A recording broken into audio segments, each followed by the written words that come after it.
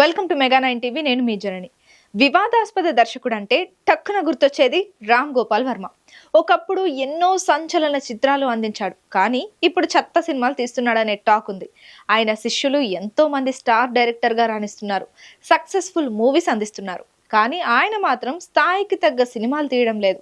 అయితే ఇటీవల సత్య సినిమాను చూసిన వర్మ తనకు జ్ఞానోదయం అయిందన్నాడు. సత్య మూవీ చూసి ఆ సినిమాను నేనే తీసానా అని షాక్ అయ్యానని చెప్పాడు. అంతేకాకుండా ఇక నుంచి తన నుంచి రియల్ ఫిల్మ్ మేకర్ అనేలా గ్రేట్ ఫిల్మ్స్ వస్తాయన్నారు.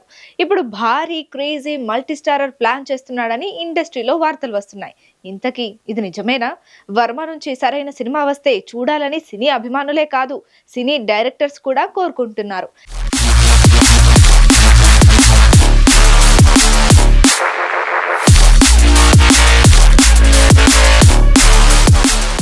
ఇటీవల సంచలన దర్శకుడు సందీప్ రెడ్డి వంగ మీరు మళ్ళీ కాన్సన్ట్రేషన్ చేసి సినిమా చేయాలి అనడం, ప్రస్తుతం దాని గురించి ఆలోచిస్తున్నానని వర్మ చెప్పడం సోషల్ మీడియాలో వైరల్ అయింది.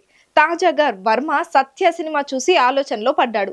గ్రేట్ ఫిలిం అనే సినిమా చేయాలని సీరియస్ గా వర్క్ చేస్తున్నానని చెప్పారు. ఇప్పుడు సిండికేట్ అనే సినిమాను భారీ స్థాయిలో తీయబోతున్నట్లుగా సోషల్ మీడియా వేదికగా అనౌన్స్ చేశాడు వర్మ.